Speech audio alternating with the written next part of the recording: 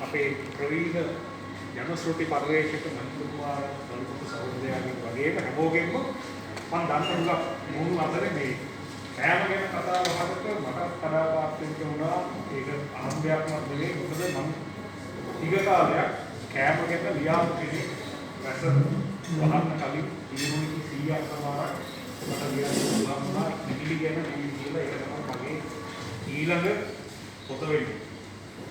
ඉතින් මේ අලුත් සහෘදයා කියාපු දේවල් එක්ක මම කැමති ටිකක් වෙන ප්‍රවේශයකට යන්න ඒකටම සම්බන්ධයි. හැබැයි ටිකක් වෙන කොටහක් මට කෑම ගැන මගේ අධ්‍යයනවලදී සහ මම ලියන්ති මුණ ගැහිලා තියෙනවා. මට ලියනවට වඩා උයන්නත් පුළුවන්. ගොඩක් වෙලාවට මම උයාගෙන මට අනගමන ඒවා ලියන්න පරිචයකුත් තියෙනවා. අපේ කෑම ගැන අපිට අහුවෙලා නැති බෙදීමක් තියෙනවා ඒක පරිවේෂණයේ මට්ටමේදී කියලා නෑ කියන එක තමයි මගේ අදහස. ඒ නිසා අපි වරද්දගත්ත තැන ඉවත් තියෙනවා. මම ලියලා තියෙනවා දැන් අපි සමහර වෙලාවට Facebook වල එහෙම දකිනවා අර සංජාත හැල්ලි කියලා වරද්දගෙන ස්ලෝගන් එකක් ප්‍රවර්තනය කරන අවස්ථාව.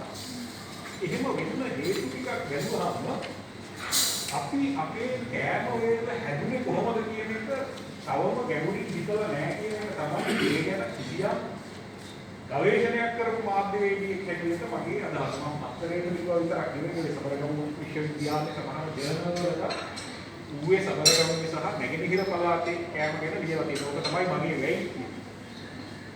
ඉතින් මේකෙදි මම හිතනවා දැන් අපි පුරක්කම් ගැන එහෙම කතා කරනකොට වතුත් අපි නොකෑවම නෙවෙයි අපිට මේ ඇල්හාල් කියලා තියුණා. අර සම්භාව්‍ය සාහිත්‍යයේ ඇල්හාලේ වක්කන්න මොනරමාලු හොයාපු මිනිස්සුනේ අපි. මෙතන මන්දස්ස වෙනස මේකයි. ඇල්හාල් ඇතුළු ඒකෑම තියෙද්දී අර පුරක්කන අව කෑම ධාරාවක එක ප්‍රධාන භෝගයක් විදිහට කියන එක ගත්තාම මෙතන තියෙන්නේ අපි අල්ලලා බලන්නේ නැති ප්‍රභූ සහ නිර්ප්‍රභූ වෙනස. ලංකාවේ අපේ ආහාර සංස්කෘතියේ ප්‍රභූ ආහාර කොට මොකක්ද නිර්ප්‍රභූ ආහාර කොට මොකක්ද කියලා අපි තාම හරියට හොයලා බලන්න නැති කියන එක තමයි මගේ පෞද්ගලික අදහස. තාපරි මේක හොඳ පරිවේෂණයක් කරන්න උවමනා නම් අර මහාචාර්ය කුංචිබංගාර සම්මස්තර මහත්තයා සංස්කරණය කරලා තියෙනවා මහනුවර රජුගේ කුකරි බුක් එක. මම දන්නේ ඔබ කියවලා තියෙනවද කියලා. ස්ටොක්හෝම් යුනිවර්සිටියේ නිවිලා පිටපතක් ගෙනල්ලා තව තැනකින් තව පිටපතක් ගෙනල්ලා ඒකම සංස්කරණය කරලා තියෙනවා. ඒකේ තියෙනවා මේ රජුගේ කෑම. අර මහින්ද රජකගේ සූත්‍රකාරය. හරියටම මහින්ද සහෝදරයා කිව්වා වගේම අපි මිරිස් කාපු જાතියක් නෙවෙයි. ඒ පොතේ කොතනකවත් එක වට්ටෝරුවකවත් මිරිස් කාපු බවක් නැහැ. රජුෝ වෙල්මාන කරනකොට පිළිගඳ අරින්න පාවිච්චි කරලා තියෙන්නේ බෝපොතුයි කුඹුක් පොතුයි. බෝගහේ අනිත්‍යතාවක හරයක් එක්ක එකක් ඉඳලා බලන්න.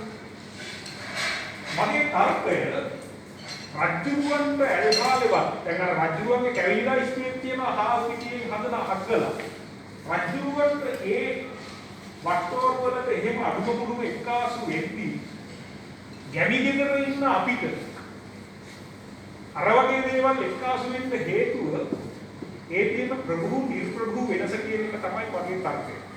දැන් ලංකාවේ ඉතිහාසය ගොඩනැගෙන්නේම ප්‍රභූ කේන්ද්‍රීයවනේ අපි අපේ මහා සම්ප්‍රදාය ගැන කතා කරාට අපි අපේ චූල සම්ප්‍රදාය ගැන කතා කරන්නේ අන්නේ ඒ වගේ. ඒකට මේ ගෝපින් මහින්ද සෞඛ්‍යයන් එහෙම මේ අත්ත තමයි මේ චූල සම්ප්‍රදාය ප්‍රවාහනය කරන්නේ. මේ අවිධාරණ කරන්නේ මේ තමයි මේ චූල සම්ප්‍රදාය. පොඩි ප්‍රශ්නයක් තියෙනවා. ඒනවා නිවිස් පාවිච්චි නෑ කියනවා. ඔව්. ඒකවල සුදුසුකම් කියනවා. ඉරිදැඩිය හදන්නේ ආම්දුරට නිවිස් පාළුව ඔය ප්‍රශ්නේ කොහොමද මටත් තියෙන්නේ. අපි ඇත්තටම පරිවේෂණය කරන්න ඕනට නම් මිරිච්ච වට්ටි කියන එක අපි විවිධ වැටිය කියලා ඉන්නකට බෙරගෙන ඒක අර අපේ සමහර අය දැන්නේ මේ අර උකට හොඳ උදාහරණයක් තියෙනවා බුදුන් ලංකාවේ විපාක කියලා හදන ප්‍රවාදිත සංගම්මික හදන හැටි පුරාදවසනේ මේ වගේ කතාවක් දැක්කදී ඔය වගේ. ඔය ප්‍රශ්න මතක් කොහොමද මේ දැන් සමහර මයිකට උත්තර දෙන්න කමන්නේ. මේ තමයි යම් කිසිවක් කතා කරන්නේ ඒ කියන්නේ අපේ ඔය ගැරණිය කියලා දැන් කියන්නේ ඒ වගේ මිරිස් පාත්‍ය කීපයක් කියලා දෙන අපි වෑංජන වලට පාවිච්චි කරනවා. ඒ කියන්නේ අපි දැන් මේ පිළි කියලා කියන මිරිස් අපිට ඒක තිබුණා අර වැරණිය මොකද අපිට කොච්චි තිබුණා කියලා. කොච්චි තිබුණා කියනවා වැරණිය වගේ මිරිස් පාත්‍ය කියන්නේ ඒවා වෑංජන වලට පාවිච්චි කරන ඒවා තිබුණා තියෙනවා. අපි රමණාන්ත වැඩිපුරම පාවිච්චි කරලා තියෙන ගම්මිරි. ඒතර මං හිතනවා දැන් මෙතනත් වෑංජන ගන්න කියන්නේ මහාවාක්‍ය කියන්නේ වෑංජනය මොකටද වෑංජන මිනිසක් වෙන්නට අනිවාර්යෙන් වැරණිය ඒ කියන්නේ ඒ කාලේ වැරණිය නෙවෙයි වෙන නමක් වෙන්නේ නැති හේන් වල තිබිලා තියෙන එහෙම මිරිස් විශේෂය. ඊළඟට මම කොච්චි කියන කිව්වා අර මේ සමුදේ මහසෙන් රජුගේ යුද්ධ කරන්න යනකොට අර සෙර්බියා යාළුකමට මේ කම්සි මිරිස් වෑංජන කරා ඒකත් මම හිතන්නේ මේ දලුපත සහෝදරයාගේ උත්තරේ ප්‍රදාන කොච්චි කියපම සෑහෙන වර්ග කියන කොච්චි වර්ග 15ක් විතර කොච්චි කියන දෙමළ අම්මෝ ගාලා කියනවා කොච්චි කියන වචනේ දෙමළ අපිට හිත දෙමළ කොච්චි කියන වචනේ ඉන්නේ දෙමළ කොච්චි කාදී විදිහට දෙමළ මේ කොච්චි ඉරිස් වලට පොදුවේ කියන වචනේ ඒක තමයි දෙමළ භාෂාව. එතකොට මම කියන්න හැදුවේ දැන් අපේ ඉතිහාසයෙන්ම ගොඩනැගෙන්නේ මේ මහා සම්ප්‍රදාය උත්කර්ෂයට නැගීමේ අපි දැන් මුරාදුන කුරුකාගේ යුද්ධ පිළිබඳව හෝ වෙන යුගයක් අවධානය ගැන කතා කළා. අපිට තියෙන සාධක නැහැ අපේ මත් සහෝදරයන් ඒ ගැන සෑහෙන විශාල සේවයක් කරන අපි නරඹනවා. අපිට තියෙන සාධක ඉදා අනුයි කොහොමද නිර්ප්‍රභූ මිනිස්සු ලංකාවේ ජීවත් වෙන්නේ කියන එක ගැන මම හිතන්නේ ඒක ලොකු අඩුවක් තමයි. ඉතින් ඒක අපේ කැමරේ ඔය හැටියට තියෙනවා. මම ඌවේ මේ ඉන්දිකා වැල්ලවායේ ඌවේ මොස්සේ අපි කුරක්කනට එන්නෙම අර කියන ප්‍රභූ ආහාර වේලේ අපිට ඉඳන් නැති නිසා. ඒකට කවුරු හරි ඉගෙන නොවෙන්න පුළුවන් හැබැයි මම මේ කියන්නේ හේතුව ඇතිව. අර අපේ කෑම වේල ගැන 20කට වැඩි ලියුවක් පස්සේ. සහ ඔය කුරක්කන දැන් අපි පිටු ගන්න කුරක්කනෙන්නේ. හැබැයි බින්දන්නේ වැඩි. අපේ පළාතේ බින්දන්නේ වැඩි. පිට්ටු කෑවේ කුරක්කනේ නෙවෙයි. බඩේ දිනුව. ඉරුම් පිට්ටු කෑවේ. රොටි කෑවේ ඉරිදුව. අර දබාගේ හදන මීමල් දාලා හදන සුප් ප්‍රකට මීට් රොටිය හැදුවේ ඉරුම් පිට්ටු. අවුරුදු 10කට විතර කලින් හැන්දෑවට මට සිද්ධ වුණා ගල්ඔය ජාතික වනෝද්‍යානයේ නිල්ලියන්තර ටිකක් මෙපිට ඈත ගමක රත්මල් ගහන්න කියලා ඉස්කෝලේක රෑගිවන්ට ගුරුනිවාසේ මංකු දෙකක් දාගෙන මායි ලොකු ඉස්කෝලේ මාස්ටර්. එදා අපි දෙන්නට පුරා ගන්න මොනවද? අපි දෙන්න හැදිලා ගත්තේ පුරාණ කලපයක්. හොඳ ආගමකුත් එක්ක එකට වේලපු වල්ලුරුමක් අරවා මේවා අර පොඩ්ඩක් උන් දාලා හදාගත්ත එකක්. මේ කතාව ඇතුලේ මට ඇත්තටම තව ඉස්සරහට මේ මහින්ද සහෝදරයා කියන දේවල් එක්ක මගේ අත්දැකීම් කියන්න. ඒතර මට මෙතන කියන්න උවමනාවේ අපිට ඇත්තටම අපේ නිර්ප්‍රභූ ආහාර වේල පිළිබඳව කතා කරන්න පුළුවන් කතිකාවක් ඕනයි. ඒ කතිකාව ගොඩනැගෙනවා නම් අපිට මහ විශාල ප්‍රයෝජනෙක අත්වේ. මේ ප්‍රයෝජනය තමයි දැන් මේ දවස්වල ලොකු ආහුරුවක් ලොකු විනාශයක් කියලා කියනවනේ මේ කාබනික ආහාර ගැන. ඉතින් මම ඒකට පක්ෂ මිනිස්සෙක්. හැබැයි මේ පක්ෂය කියන්නේ ආත්මයේ ඒකට සම්බන්ධ දේශපාලන වැඩ පිළිවෙලකට නෙවෙයි. මොකද මම පක්ෂ වෙන්නේ හේතුව අපි කාබනික ආහාර වේලකට යොමු වෙනවා කියන එක ඒ තරම් අමාරු වැඩක් නෙවෙයි. අර මුල් කවියේ කියපු අර මොර අරව මේවා ඔක්කොම මේ ඉන්දික දක්වා අපිට ඇට මොරයි මස් මොරයි කිරි කෝණුයි ඇඹුල් කෝණුයි ඔක්කොම තියෙනවා උනේ. ඒක අමාරු වැඩක් නෙවෙයි. දේශපාලනිකව වනසා ගත්ත හොඳ වැඩක් කියන එක තමයි මට හිතෙන්නේ. ඒ උතර තියෙන්නේ තර ප්‍රභූ නිර්ප්‍රභූ කතාවක් තමයි. අපි අපේ නිර්ප්‍රභූ ආහාර වේලකට එනවා නම් ඒක ගැන පරිවේෂණ කෙරෙනවා නම් අපිට මහා අමාරුවක් නෑ කාබනික ආහාර වේලකට යොමු වෙන්න. මම සතරගමේදී ඌවේදී නැගෙනහිරදී අදට ආහාර වලින් තොර බොහෝ කෑම අර කෙනෙක් බොහොම අඩු වියද. අපේ අම්මා ඉපදිලා තියෙන්නේ මහනුවර දිස්ත්‍රික් නුවරඑළිය දිස්ත්‍රික්කයේ හරස්පැත්ත කියලා ගමක පස්සේ ජීවත් වුණේ ඌව පළාතේ බණ්ඩාරවල. අම්මලා කුඩා කාලේ මේ අපේ ගම්පලාතේ තියෙන ගහක් කොකටිය කියලා අපි කියන්නේ සමහර පළාත්වල කොකට කියලා කියන ඇති ලෙල්ල සුවාල කරපුවාම කහපාට කිරි එනවා. ඒ කිරි විසුසිතුවක් අඳින්න කහපාට හදාගන්න ගන්නවා විමල් සමුද්‍රය දන්නේ නැති කොලේ හරියට ගොරක කොලේ වගේ ওই ගහ ගොරක අවුලට අයිති ගහ. එහෙම විශේෂ ගොඩක් ලංකාවේ තියෙනවා. මේකේ හැදෙන ගෙඩි හරියට තේ ගෙඩියක් තරම්. තේ ගෙඩියක් කිව්වහම තේ ගෙඩියක් දැන් අපිට වන්දනා තේ ගෙඩියක් අනිත්‍යයක් නැහැ. තේ ගෙඩියක් නැති. දොඹ ගෙඩියක් කියලා හිතන්නකො. දොඹ ගෙඩියක් තරම් නැති මේ ගස්වල ගෙඩි හැදිලා වැටෙන කාලෙට අම්මලා ගිහින් එකතු කරගන්නවා ආයෙත් මී ගස්යක මීයට එකතු කරනවා වගේ. දැන් මේ දවස්වල බලන්කොඩ ඉඳලා මම මේ අහල පහලයි මී මල් ගෙනත් දෙනවා. මේ පෞගේටිගේ මී වාරේ මල් වේලලා අර වේලු අයින් කරලා ගෙනත් දෙනවා අපිට හැලප එහෙම කන්න. ඉතින් මේ කොකටිය ඇට එකතු කරගත්තාම ඕවා වේලලා වඩේ දාලා කොටලා ගන්න කිරිසාරේ හැලිවල උණු කරලා අපේ අම්මලා හදාගෙන තිබ්බා. ඒවත් එක්ක තමයි ඒ කාලේ හාල් කිරි හරි පුරහම් හරි රොටි කාලා මේ එතකොට මේ කතාව බලන්න දැන් අපි මේ වගේ බටර කතාවක් සමහරකට මං කියනකම් අනිත් අය අහලා දැකුවා ඇතිනේ. මේ තමයි චූල සම්ප්‍රදායේ කියන නිර්ප්‍රභූ කොට ඒ අපිට අහු නොවන කොටස් තියෙනවා. අවාසනාවකට මේව සම්බන්ධව හරි පරිවේෂණයක් දෙන්න නැහැ. කොස්කේන ලිව්වහම මට හම්බ වුණා අර කොස්සල මුලින්ම එන කොළ දෙක මැටි තියෙන ඇඹරිච්චාව විද්දේක සුරුංගිය වගේ කියන ඒ දල්ල උයන්න පටන් ගත්තා. ඊට ටිකක් ලබඩි කොස්කල ඊට පස්සේ ඊට ටිකක් මොරපු කොස්කල ඉදිච්ච කොස්කලේ අරගෙන දීමේ පටන් වැලමිටියේ වැඳ දහල්ල දක්වා කියන වට්ටෝ අඩුම ගානේ 40කට වැඩි. ඒ ටික ලියාගෙන ගියාම තව කවුරුදේ කතා කරන කිව්වා පොලොස් පිටියේ ගහේදී කිව්වේ නැහැ. මෙහෙම මහා විශාල දැනුම් සාගරයක් අවාසනාවකට වෙලා තියෙන්නේ අපි මේකේ තියෙන අර දේශපාලනය අමතක කරලා තියෙන දේශපාලනයේ ප්‍රමුඛ සහ නිර්ප්‍රභූ අපි හැම වෙලාවෙම වාර්තා කරලා තියෙන ප්‍රමුඛ කෑල්ල නිර්ප්‍රභූ කෑල්ල ගැන කතා කරලා නැහැ. ඒක කතා කරලා නම් සමහර විට අපේ ආන්තික අමාරු වෙන්නේ අපි කෑම පැත්තේ අමාරු වෙන්නේ නැහැ.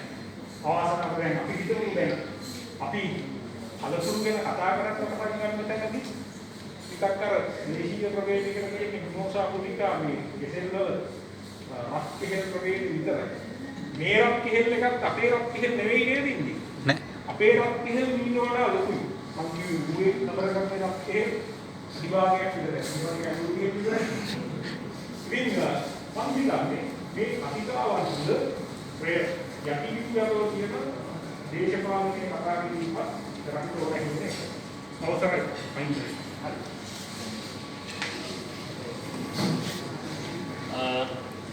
දැන් කෑම වර්ග හදන හැටි ඒ වගේ කියන අපි කියන්නේ රෙසිපි එක කියලා මේ සම්ප්‍රදායිකව මේ හදන කිපියෙමත් කවි වලට ගේන්න අපේ ගෑණියෝ උත්සාහ කරලා තියෙනවා. ඒක මම හිතනවා අපේ මේ සාම්ප්‍රදායික දැනුම කවියේ ඔතලා ඉස්සරහට ගෙනියන්න දක්වපු වෑයමක්. ඒක ඒ වගේ ඒවා අද දක්වා පැවතෙන අවස්ථා තියෙනවා. ඒ අතරින් එක ඉතාම ජනප්‍රිය රෙසිපි එකක් තමයි අර වැලිතලප සින්දුව කියලා ඔබ අහලා ඉන්නේ. වැලිතලප හදන විදිය, මේක කන්න ඕන විදිය, ඊළඟ මේක කෑවහම අපේ ශරීරයට ලැබෙන ගුණ මේ ආදී වශයෙන් කවි පෙළක් මේ රචනා වෙලා තිනවා. මේක මම අහලා තිනවා අත්‍රබන් වාදන කණ්ඩායමක මේ මාමා කෙනෙක් මේක ගායනා කරනවා. ඒ නාද රටාව තමයි අපි අද මේ බොහෝ දෙනෙක් ගායනා කරන්නේ. අපි ඒක පොඩ්ඩක් ගායනා කරමු. මේ කැකුළු සහල් පිටියෙන්ද වට කර ඔලු ඇට බින්ද තම්බා කඩ පින්නෙන්ද සුරැකිව තබායිකින් එකිතුල් පැණි හකුරෙන්ද මදක් සීනි සමගින්ද ඇතිකා කකාරමින්ද ලනු වැටෙනා පදමින් පදම ගන්න ඕනේ අර ලනු වැටෙන ගානට මේක අපේ මේ ඔව් නූලේ පදම ගන්න කියලායි මේ කියන්නේ. දිවග දෙදුරු සමගින්ද මදක් සීනි සමගින්ද ඇඳිගා කකාරමින්ද ලනු වැටෙන පදමින් එක එක පමණ යසින්ද එකතුව සෑම දෙසින්ද සමකර යස විලසින්ද බඳන කළා තත්ොසින් දෙදිනක් පසුව ගොසින්ද ගනිමින් නැවත තොසින්ද කැබෙලිව සැතින් කපාම රඹකැන් සමග කදීම කැබෙලිව සැතින් කපාම රඹකැන් සමග කදීම ලොව සතවට සොඳ කෑම අසනුය නැනැති සියල් උදය සවස හැමදාම බලඳා උණු පැන්දීම සත සිත් වෙර පිනවාම කදිම දෙයකි සුවිපුල් වැලි තලපය යන නාම පැවසුවේ පෙරදුරු සෑම වාපිත් සමන කිරීම කදිම දෙයකි සුවිපුල් මේක වැලි තලප සින්දුව කියලා හදන විදිය කන්න ඕන විදිය ඒකෙන් එකට ලැබෙන දේවල් මේ ඔක්කොම වර්ණනා කරලා තියෙනවා ප්‍රතිපල කියන්නකෝ කොණ්ඩ කැවුම් ගැන සින්දු තියෙනවා කියන්නේ. දුක්ක නැහැ. මම කොයි නැත්. මම ඔබට හෙව්වොත් කියන්නේ කොණ්ඩ කැවුම් ගැන සින්දු කියන්නේ. මොකක්ද මම දෙන්නේ? පොතේ මොනවද උත්තරයක් අපිට වාගන්න පුළුවන්? අපේ පාස්සේ කාලේ. විතර කොණ්ඩ කැවුම් කාට කරගෙන විතර කොණ්ඩ කතරයි. හරි. කොණ්ඩ ඒකවල විතර අතිලා.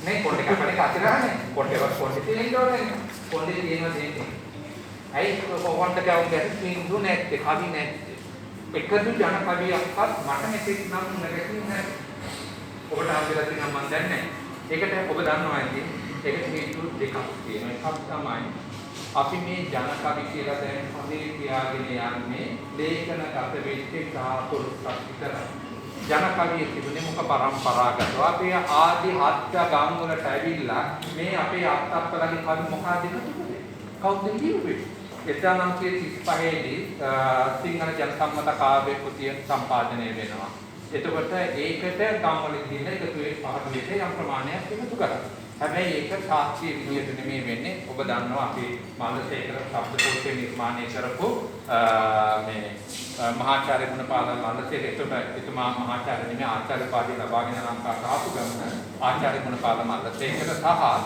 රාජ්‍ය මොකද මන්ත්‍රණ සභාව නියෝජනය කරපු ආසද්ද සිල්ලා දෙපළ තමයි මේ කටයුත්ත කරන්නේ. ඒක එතකොට මේගොල්ලන්ගේ මොකද රාජකීය ආශ්‍රය සංගමේ අවශ්‍යතාවයක් වාහනයක් දෙනවා. වාහනේ ලංකාව පුරා ගිහිල්ලා හුවෙච්ච කමිටි එකතු කරලා පෙරගෙන. හැබැයි ඒකේ නමක් ගමක් විස්තරයක් වාද කවදද කොහෙන්ද ගත්තේ කියලා නැහැ. ඊට පස්සේ අද වෙනකන් ලියන කවිවල කොහොම තියෙන්නේ අර ක්‍රමවේදී අනුගමනය කරා මූලාශ්‍ර දක්වලා නැහැ. මොකද ඒකට ශාස්ත්‍රීය විදියට නෙමෙයි මේ වැඩේ කළේ. හැබැයි ගැටලුව තියෙන්නේ මේ වගේ එකතු වෙච්ච ටිකක් විතරයි. දැන් අපේ මහා සම්ප්‍රදාය මහා සම්ප්‍රදාය වැළලීලා ගියා. මේ වැළලීලා ගියපු එකත් එක තමයි ගැටලුව තියෙන්නේ. දැන් මම දැන් මේක තවත් පුංචි අත්දැකීමක් කියන්නම්.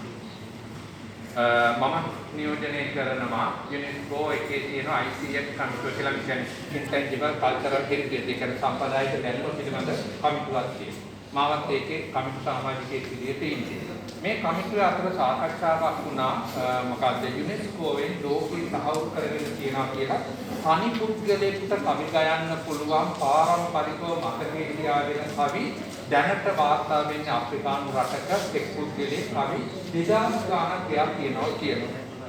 මගේ අතින් එකපාරට කියපු වචනේම මම නැවත මෙතනක් කියන මලහත් කියලා උදේ කියලා තමයි මම හිතුව වචනේ කිව්වේ. අටුම ගන්න අපේ තොවිලයක් බලන් ආවනම් කාල 20000කට එහා ගායි ගයිනවා මේ පාම හවස පටන් ගත්තා පහවදා මේ තොවිල හමාර කරනවා. කවි 20000කට වැඩි ගයිනවා. තාල කීයක් තියෙනවද නේද ප්‍රති? තාල එකින් එකට වෙනස් වෙනවා. ඒතකොට මේ මතක ගබඩා අරක තමයි යුනෙස්කෝම කරකියන් යන්නේ ලෝකයේ සුපිරි මතක ගබඩාවේ කවි කියනවා විදියට. යකෝ අපි කොහෙද ඉන්නේ? ඒතකොට අපේ රටේ මිනිස්සු කොහෙද මොකද කරන්නේ? දැන් කොහොම මේ වගේ විද්‍යුතුන් ගනුදෙනු කරනවා. තොරතුරු කියනවා. නෑ. ඉතින් ඒ වගේ තමයි අපේ කවි කියපේ මගේ මාමන්ගිලා දෙන්නෙක් හිටියා එක්කෙනෙක් විදානි කෙනෙක්. උන්ද කවි කියන්න ගත්තාම රැයක් එළි වෙනකම් කවි කියනවා. විවිධාකාර කවි කියනවා. ආහාර පානද කෑම බීමද ගමන් බිමන්ද ඉතිහාස සිද්ධි ඉදුරු ගමන් සිද්ධි කියයි එක සිද්ධි කවි කියනවා. අපි දන්නේ මේවා කොහෙන් එනවද කියලා මතක ගබඩා. ඒ ගබඩා අපිට සමාජගත වුණේ නැහැ, එකතු වුණේ නැහැ. මෙන්න මෙතනයි අපේ ගැටලුව තියෙන්නේ කොණ්ඩ කෑම වගේ දේවල් ගැන කවි අපිට නැත්නම් දැන් වැලිතල්ප වගේ අහඹු ලෙස එකතු වෙච්ච දේවල් සමාජගත වෙලා තියෙනවා. දැන් කොණ්ඩ කෑම ගැන කතා කරන්නේ කොණ්ඩ කෑම ගත්තාම අපි කවුරුත් දන්නදී කොණ්ඩ කෑම අපි මේදී ශ්‍රී ලංකාව. ලෝකේ කොහෙවත් කොණ්ඩ කෑම නැහැ. කෑම වර්ග ලෝකේ තියෙනවා. කූප කියන ඉන්දියාවෙන් අපිට ආවේ. හැබැයි කොණ්ඩ කෑමේ විශේෂතාව ළඟ තියෙනවා. දැන් අපි හැමෝම දන්නේ අර තෙලේ දාගෙන වෙලා හදාගෙන කන කොණ්ඩ කෑම. ඔක කොණ්ඩ කෑම. පැණි කෑම කියලා කියන. හැබැයි මේකේ අර ඒ පළාතේ මොනවාද මේ හැරප හදනවා වගේ ඇතුළට පැණි පොල් දාලා හදනවා. ඒකට කියනවා පැණි කෑම කියලා කියනවා. ඊට පස්සේ කොච්චරයි නෑ අපි ඔත්පල වෙලා ඉන්න වෙලාවල් තියෙනවනේ. ඒ කියන්නේ අපි ලෙඩ දුක් කියලා ඉන්න වෙලාව දැන් මේ වගේ වසංගත කාලෙක ලෙඩ හැදිලා ඉන්නවා. ඒක කාට රුචියක් ඇති වෙන්නේ නැහැ. අන්න එතකොට දෙනවා ඒකට කියන බේක් කැවුම්. මොකක්ද මේ බේක් කැවුම්? බේක් කැවුම් කියන්නේ ඖෂධීය දේවල් මේ කොණ්ඩ කැවුම් දෙක ටික. බේක් කැවුම්. අද අපි බේක් කැවුම් ගැන දන්නේ නැහැ. ඊගොල්ලෝ යුද්ධයට යනකොට අපි කොණ්ඩ කැවුම් ගෙනහිල්ලා තියෙනවා. එතකොට මේ කොණ්ඩ කැවුම් තියෙන පුස්කාව. ඒ මොකද අපි පුත් භාවිතා කරලා තුවාල හොඳ කරගන්න. ඒක පැත්ත. තව පැත්තක් තියෙනවා. මේකත් එක්ක අපි අරගෙන යනවා. අපි අද දවසේ නම් කතා කරලා බෙවුලනවා කංශ පාවිච්චි කරනවා. ඒතර කංශ මොකද මගේ කිරියම්ම බව මට හදලා දීලා තියෙනවා. නඩු දාන්න බෑ මම විතරයි ජීවත් වෙන්නේ කිරියම්ම. ඉතින් උන්ට වලේ නැගිටලා ගන්න වෙනවා නේ නඩු දාන්න. හරි. මොකද ඒක දැන් කංශ කියලා කියපුවා මේක කිරි වැටෙන දඩකට පස්සෙලා මේ ගංජා නෙමෙයි මම කියන්නේ කංශ. ගංජායි කංශයි පටලගෙන ඉන්නේ දෙකොල්ල. ඒක තමයි අවුල තියෙන්නේ. ඒතකොට කංශා මේ දාන කුඩුද කොල්මේ කොලේ කුඩු ප්‍රමාණයක් දාඩි වෙරලා පිටියකට මිශ්‍ර කරලා කැවුම හදලා දෙන්න. ඒතකොට කිරියම්මද මට මේ මත් වෙන්න පුරුදු කරේ. නේ ඒක ආහාර කොටසක් විතර. ඒ වගේම තමයි අපේ ජීවන ගමන් කොණ්ඩ කැවුම ගමන් කැවුම් කියලා කියනවා. ගමන් කැවුම් කියලා කියන අපි දුර බැහැර ගමන් යනකොට ඇරගෙන ඒක හදනවා දවස් කීපයක් නරක නොවි තියෙන්න පුළුවන්. පැණි දාලා හදලා ඊට පස්සේ ඒක තෙල් අහනවා කියලා එකක් තියෙනවා. තෙල් ඉවත් කරගන්න ක්‍රමවේදයක් තියෙනවා. ආපහු මොකද්ද කඩගම බැඳලා මේක ආයෙත් තම්බ. ඒ තැන්වීමේ තෙල් පිළිවත් මේක ඇතුළේ තාක්ෂණයක් තියෙනවා. කැවුමෙන් කැවුමට හදා ගන්න රටාව අනුව තාක්ෂණික භාවිතාව වෙනස් වෙනවා. ඒක වගේම මේ කුංචි දරුවෝ දෙන්නෙක් ඉන්නවා. මම හිමින් එක වචනයක් කියන්න ප්‍රතිකැවුම් හරි රහින් කාලා බලන්න මොකද වෙන්නේ කියලා. ඒ කැවුම දුන්නේ කාටද? ඒක ඇතුළේ තමයි මේ වාචිකරණ ශක්තිය පිටු කරන්නේ. ඒක දෙන දේ තමයි විවාහයට සූදානම් වෙන අවධියත් එක්ක මම කියපෝ පේනි මාමලා තමයි මේක හදාගන්න මාර්ග ක්‍රමවේදී කියලා තියෙන්නේ. වාචිකරණ උසුපච්චාවි පාවිච්චි කරනවා. එතකොට ඒ දේවල් එකතු කරලා දෙනවා. ඒක කිව්වා ප්‍රතිකැවුම. එතකොට ඒ හදාන පුද්ගලෝ ගත්තා. හැබැයි යනක ඔබේ මගේ දෙන්නගෙන කොණ්ඩේ පැහිලා ඒක ගන්න බෑ ඒක කරන්ටයක් නෑ ඒක ඊළඟ ආත්ම භාවයක අපි ප්‍රාර්ථනා කරමු මේ නුවන් මගේ කෙනෙකුට පුළුවන් ඊට පස්සේ වෙන පස්තර මල්ලි කෙනෙක් දාලා අපිට නිමුත් එකක් දාන්න දෙන්න රතිකයම කාලා මොකක්ද පස්තර මල්ලි ආරියක් නැත්ත වගේ එකක් අපිට දෙන්න පුළුවන් එහෙම දාලා දෙනවා එහෙම තමයි මොකද මේ අපි නේද අපි කොහොමද හදාගන්නේ කියලා අහනවා. ඒක තමයි. ඒක තමයි ඒක තමයි සමාජයේ ස්වභාවය මේ පහරන්නේ මම ඉන්නේ කියලා කියනවා. ඒක මෙහෙමයි. ඒ බලන්නේ දැන් ඒවා කියන වටිනාකම කියලා කියන්නේ මේක මානව අවශ්‍යතාවය. දැන් මේ අද කතා කරන විදිහේ මේ මෙහිම සමාජ ක්‍රමයක් තිබුණා අර මේ කතාවම හරියට කැමති දෙයක් ඒකේ හේතුව තමයි අපි ජන සමාජයේ හරි විවෘත දැන් මගේ පුංචියන් මගේ අම්මට බාල නංගි එකකින් කන්නේ. ඉතින් ළමයි තින්න පවුල් දෙකේම මහා ගන්නවද? ඔය මොදින් ඉන්නේ. එක බාප්පා කෙනෙක් නම් නැති වුණත් ස්වභාවිකව අනිත් බාප්පා තාම ඉන්නවා. උන්ට ලද්දාව දරුවෝ ඉන්නවා. අමුතු එකක් නෙමෙයි අපේ මේ ගන්න තියෙන පවුල්වල කොච්චර පිළිසෙමින් ඉන්නවා. බහු බාලය සහ බහුපුරුෂ දෙකම තියෙනවා මට එකක්වත් බැරි වුණා. දැන් ඒක මොකද අපේ පළාතේ තිබිලා තියෙන මේ පවර ගන්න බැරි වුණා. එහෙම අවාසනාවන් අපේ ජීවිතයත් එක්ක බැඳිලා තියෙනවා. ඉතින් මම කියන්නේ දැන් මේ කැවුමත් එක්ක විශාල දැනුමක්. ඒ දැනුමත් එක්ක පරිහරණය කරා. ඒ පරිහරණය කරත් එක්ක හරි කතා තියෙන මේව වටා ගොත නැගුණු ගම්වල කතා තියෙන ඕන තරම්. මම කියන්නේ ඒවත් සාමාන්‍ය මිනිස්සුගේ රසයක් සහ ජීවිතේ බෙදා ගන්න කරපුවා. කැවුම ගැන ගත්තාම කැවුම තියෙන අවස්ථා ගණනාවක් වෙන අපි දන්නේ කොණ්ඩ කැවුම විතරක් කියන්නේ. හැබැයි අනිත් කැවුම් කොටස අපි හරියට ඒතර කොණ්ඩ කැවුම වටා විශාල දේවල්. ඒතර විශේෂයෙන්ම මේ වගේ වසංගත කාලේ පුදුම කර්මකට කොණ්ඩ කැවුම් හැදෙනවා. ඒ කොණ්ඩ කැවුම් හදන්න හේතුව තමයි වසංගතය කෙනෙකුට ආහාර අරුචියක් ඇති වෙන වසංගතයට ගොදුරු වෙන්නේ. බෝන රෝගික පැත්තකින් වසංගත දැන් බෝන වලට වඩා දැන් වසංගතය කියන්නේ. ඒතකොට මේ ආදී විශේෂයෙන් දරුවෝ සහ රෝගී අයට මේ වගේ කැවුම් හදලා ඒ හතරදී අවශ්‍ය පෝෂණය නඩත්තු පිළිගැනීම කරා. ඒතකොට අර බැරිතල්ම කියන එකත් එක්ක මම මේ කතා කරගෙන ආවේ දැන් අපිට අපේ නිකන් මේ විචිත්‍රවත් කැවිලි සංස්කෘතියක් තියෙනවා. හැබැයි ඒ විචිත්‍රවත් කැවිලි සංස්කෘතියේ අපේ සංස්කෘතියට වඩා ජීවන අවශ්‍යතාවය කරගන්න.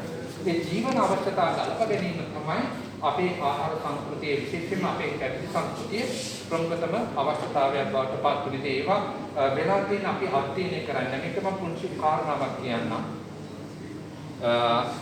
2015 අවුරුද්දේ මගේ යාළුවෙක් හරහා මාව මුණ ගැහෙන්න එනවා ජපාන් වනිතාව. ඒ ජපාන් වනිතාව මාව මුණ ගැහෙන්න එනකොට එයා ලංකාවට ඇවිල්ලා තියෙන්නේ ආචාර්ය උපාධිය සඳහා. ආචාර්ය උපාධියේ මාතෘකාව දන්නාද කොණ්ඩ කැවුම. ලංකාවේ කොණ්ඩ කැවුම ගැන තමයි ආචාර්ය උපාධිය කරන්න ආවේ. මම පුදුම වුණා ආචාර්ය උපාධියක් කරන්න කොණ්ඩ කැවුම ගැන එනකොට. ඊට යට පුළුවන් ඉතින් මේ සිංහලත් යම් ප්‍රමාණයක් කතා කරගන්න පුළුවන්. තව පොතකුත් තියාගෙන අවශ්‍ය දේ අකට ගන්න ඕන කරගන්න එකක් කරනවා. ඊට පස්සේ කතා බහ කරන අතරේදී එයා මගෙත් එක්ක කිව්වා මහා වංශයේ කොණ්ඩ කැවුම ගැන සඳහන් වෙලා තියෙන කැන්ති.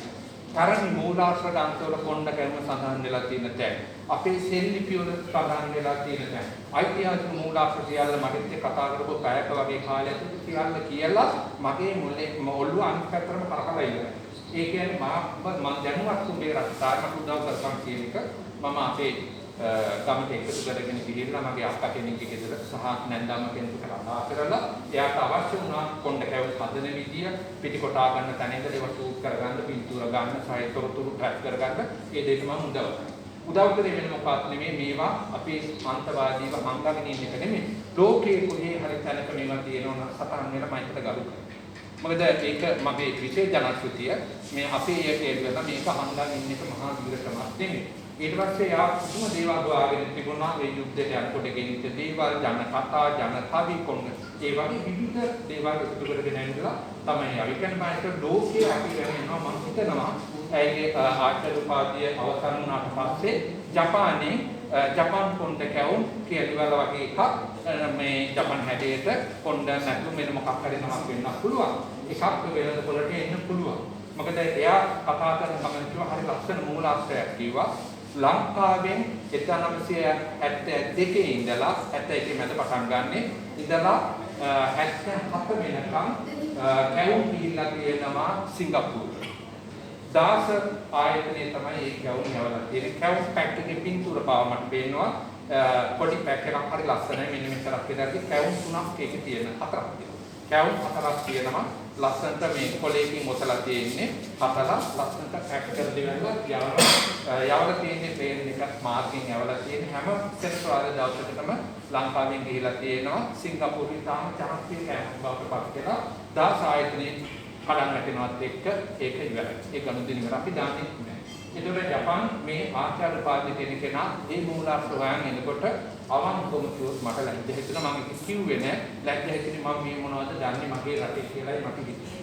අපේ ආහාර ගැන ලෝකයේ අධ්‍යයනය කරන අනිත් රටවලුත් මම හිතන්නේ යම් යම් ප්‍රමාණ විදියට අධ්‍යයනයක් කරනවා. ඉතින් මම කියන්නේ මේවා අපි මේ උරුමයයි කියන එකවත් එහෙම නැත්නම් අතීතයේ වටිනවා ඒකක්වත් වැඩක් නැහැ. මේවා නිවැරදිව පාදාගෙන සමාජගත කිරීම කරන්න ඕනේ. ඒ අතරේ මට දැනෙච්ච දේ තමයි දැන් අද ඕන තරම් අපේ දේවල් වලට එනවනේ චුම් පාඩිනවනේ.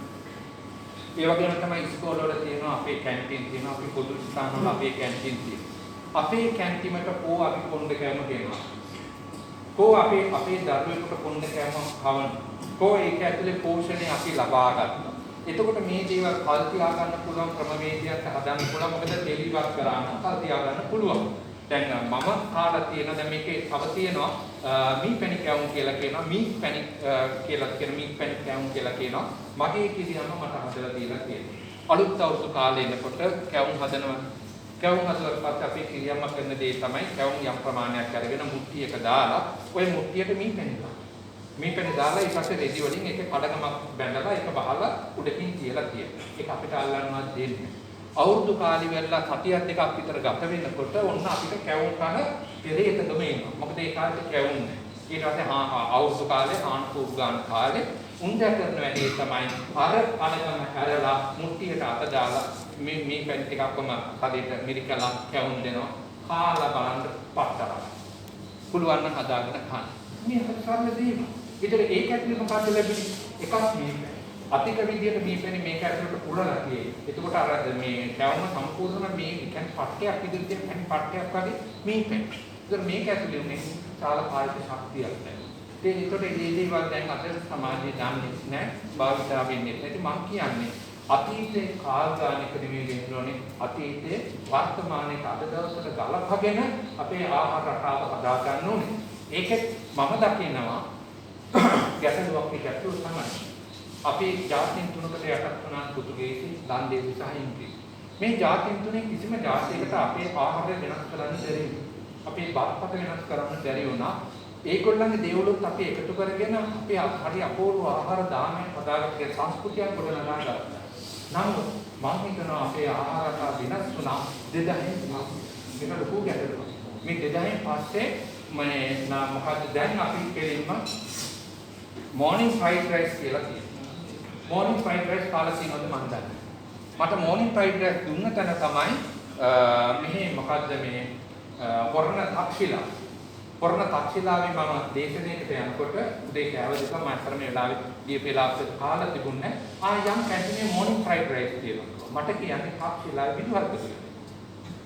මම හරි උඩ ගියා. යකෝ මෙයාට පිස්සුද කියලා මොනේ ඇත්තටම fried rice තියෙන උදේ. ඔන්න එතකොට තක්ෂිලාවේ පින්චරන්නේ තාක්. මොකද්ද මේ වෙලාවේ? අර තෙලෙට දාලා මොන හරි එකක් දීලා ළමයිට කන්න එකද විදුහල්ක කියලා ඒ කාට? පෝෂණය දීලා බලන්න. ඒව ගැන ඉතින් මම ඒ වෙලාවේ ප්‍රශ්න කරන්න කියන්නේ මොකද මට එකක් නැතුව ඊළඟ මගේ දේශනෙත් නැතුව බුටික් කාලේ නෙන්න වෙන්නේ. ඉතින් මම මගේ වැඩේ කරලා මම ආවා. හැබැයි මම නම්කත් සහිතව ඒක කියනවා. ඒ විදුහල් ප්‍රතිරාට වගකීමක් තියෙනවා. ඒ දරුවෝ දිවිදනාට ෆ්‍රයිඩ් රයිස් කවන්නේ නෙමෙයි කරන්නේ. ඒකට අපි වෙච්ච දෙයක් මම කියන්නේ මේවා ලොකු ගැටලුවක්. මොකද අපි 2000 පස්සේ සාල විදියට පොත්තු ෆ්‍රයිඩ් රයිස් සහ මේ නූතනික කෑම රටාවකට ගොදුරු වුණා. යටත් විදිහට අවකේකවත් අපි කෑම වෙනස් කරන්න බැරි. ඔබ දන්නවද එංගලන්තේ මිනිස්සුන්ගේ පිරුලක් තියෙනවා. හරි. සංගීතයේ ඉවරද දුරකථනයේ ඔහොම වයි බෑග් එක ගහන්න පොළේ. පස්සෙන් ඉස්සෙල්ලා.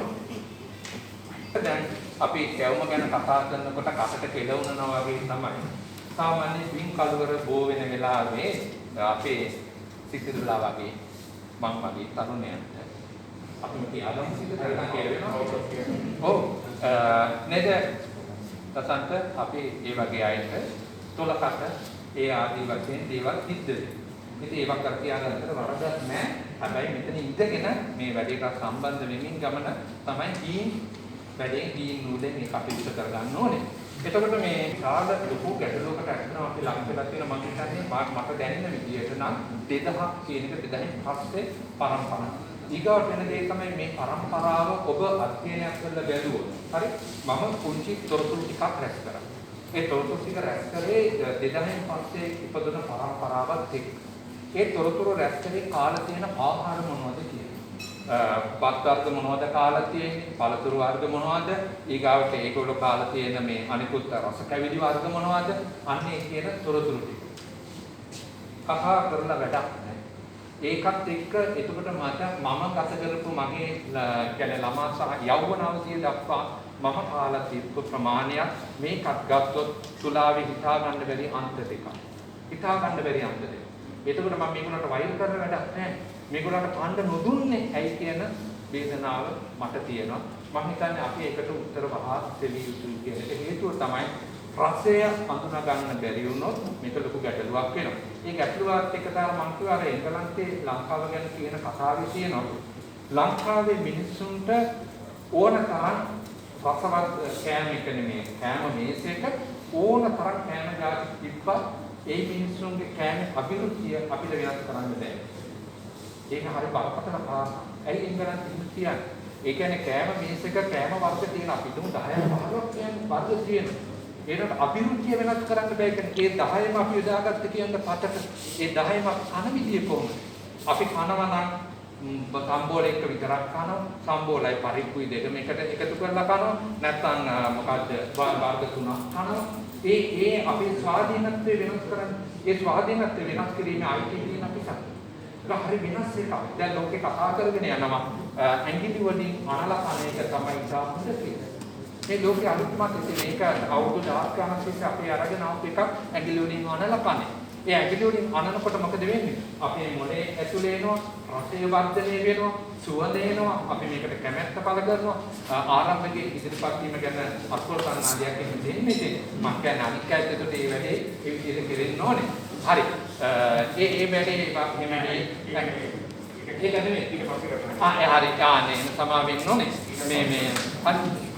එතකොට මේ මම කියන්නේ දැන් බලන්න මේ අපේ බත්පතේ ස්වාධීනත්වයේ කියන එක එංගලන්තයේ හඳුනාගෙන තියෙන විදියක්. ඒ එංගලන්තයේ හඳුනාගෙන තියෙන වෙන මොකවත් නෙමෙයි. ව්‍යංජන වර්ග කීයක් තිබුණත් වැඩක් නැහැ. ආහාරය අනුභව කරන්න අනන කෙනාගේ ස්වාධීනත්වය පරාජය කරන්න බෑ. හරි ප්‍රබල ශක්තිය. හැබැයි ඒක දැන් මොකද වෙලා තියෙන්නේ? ඒක පොත්තු වල තියෙනවා.